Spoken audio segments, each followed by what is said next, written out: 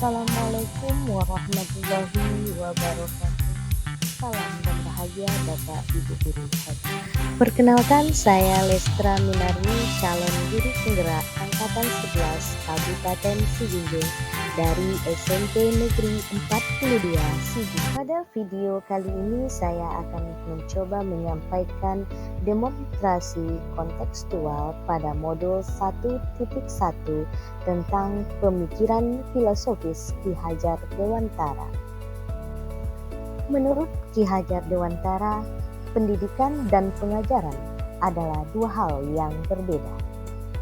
Yang mana Ki Hajar Dewantara menyatakan bahwa pendidikan adalah memberi tuntunan terhadap segala kekuatan kodrat yang dimiliki anak agar ia mampu mencapai keselamatan dan kebahagiaan setinggi-tingginya, baik sebagai seorang manusia maupun sebagai anggota masyarakat.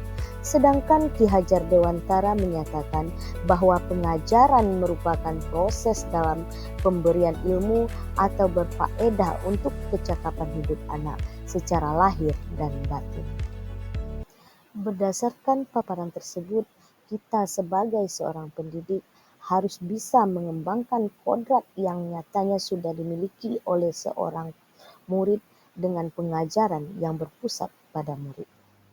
Untuk membentuk pendidikan berpusat pada murid, kita perlu memperhatikan pemikiran Ki Hajar Dewantara. Di antaranya trilogi pendidikan atau yang kita kenal dengan semboyan pendidikan. Yang pertama, Ingarso Sung Tulodo, yang artinya di depan memberi teladan. Yang kedua, Inmadya Mangun Karso, di tengah-tengah membangun semangat dan kemauan. Yang terakhir, Tutwuri Handayani, yang di belakang memberi dorongan. Selanjutnya yang perlu kita perhatikan adalah tripusat pendidikan, di mana tripusat pendidikan memegang peran penting dalam keberhasilan pendidikan. Ketiganya saling berkaitan dalam keberhasilan pendidikan. Di lingkungan keluarga, orang tua mendidik anak di dalam keluarganya, yang menjadikan fondasi awal pendidikan di dalam keluarga. Selanjutnya, untuk mengembangkan pendidikan di dalam keluarga tersebut, anak-anak mulai belajar di sekolah, dan lingkungan masyarakat menjadi tempat untuk mengaktualisasikan keterampilan yang sudah dimiliki oleh murid. Yang tidak kalah pentingnya, kita juga harus memperhatikan pendidikan yang menuntun anak pada kodratnya. Sejatinya kodrat anak itu ada dua, yaitu kodrat alam dan kodrat zaman. Kodrat alam berhubungan dengan di mana tempat anak itu berada, sedangkan kodrat zaman berhubungan dengan isi dan irama. Kodrat alam seperti anak yang tinggal di perkotaan atau pedesaan. Anak yang tinggal di perkotaan dan pedesaan tidak akan memiliki budaya dan cara belajar yang sama. Untuk itu, kita sebagai seorang pendidik harus bisa menyesuaikan pembelajaran kita sesuai dengan kodrat alam. Berhubungan dengan kodrat zaman berubah dari tahun ke tahun, sehingga kita sebagai seorang pendidik harus bisa menyesuaikan pembelajaran kita sesuai dengan perkembangan zaman tanpa meninggalkan budaya asal daerah kita. Pada saat ini kita dapat melihat perkembangan zaman, perkembangan teknologi yang sangat begitu pesat. Untuk itu kita harus membekali anak didik kita sesuai dengan kecakapan abad 21. Selanjutnya yang perlu kita perhatikan adalah pendidikan budi pekerti. Budi pekerti bagian yang tak terpisahkan dari pendidikan dan pengajaran. Sebagai pendidik kita harus memberi teladan yang baik bagi murid. Selain itu, sebagai pendidik kita juga bisa melakukan pembiasaan menanamkan nilai budi pekerti dan akhlak mulia kepada murid. Berikutnya yang perlu kita perhatikan adalah mendidik ibarat menanam padi atau sebuah tanaman.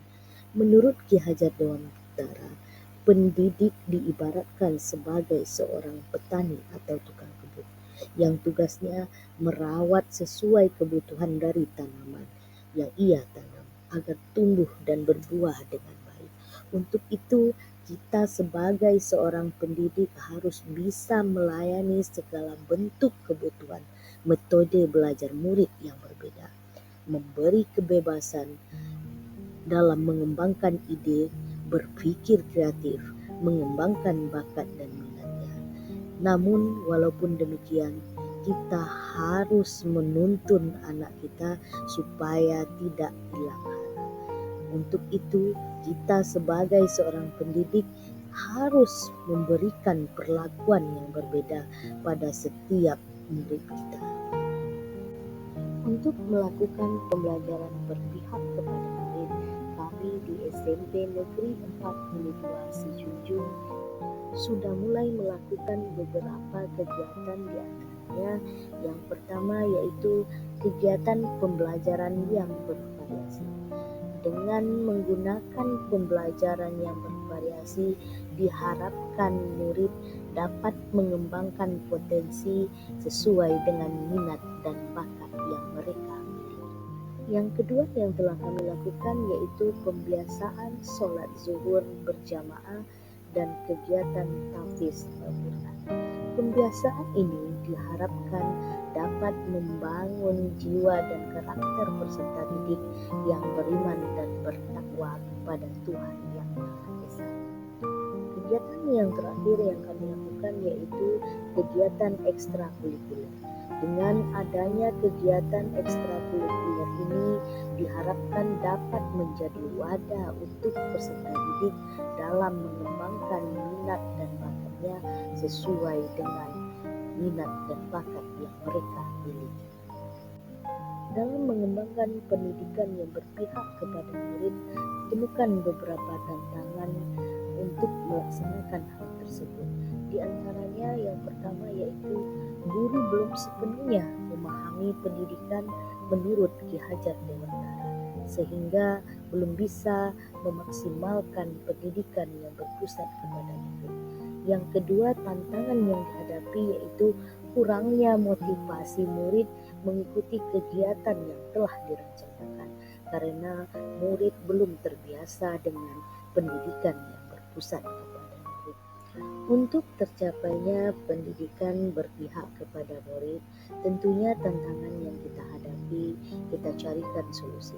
Solusi yang akan kita lakukan yaitu satu, guru mengikuti pelatihan agar dapat sepenuhnya memahami pendidikan menurut Ki Hajar Dewantara. Dengan ini diharapkan guru benar-benar memahami pendidikan berpihak kepada murid. Solusi yang kedua yaitu merefleksi apakah kegiatan sekolah yang telah kita lakukan itu sudah sesuai dengan minat dan bakat yang telah dimiliki oleh peserta didik kita. Demikianlah pemaparan materi saya tentang demonstrasi kontekstual berdasarkan pemikiran Ki Hajar Dewantara. Semoga video ini bermanfaat bagi Bapak Ibu Guru. Salam dan bahagia Ibu Bapak Guru Penggerak. Wassalamualaikum warahmatullahi wabarakatuh.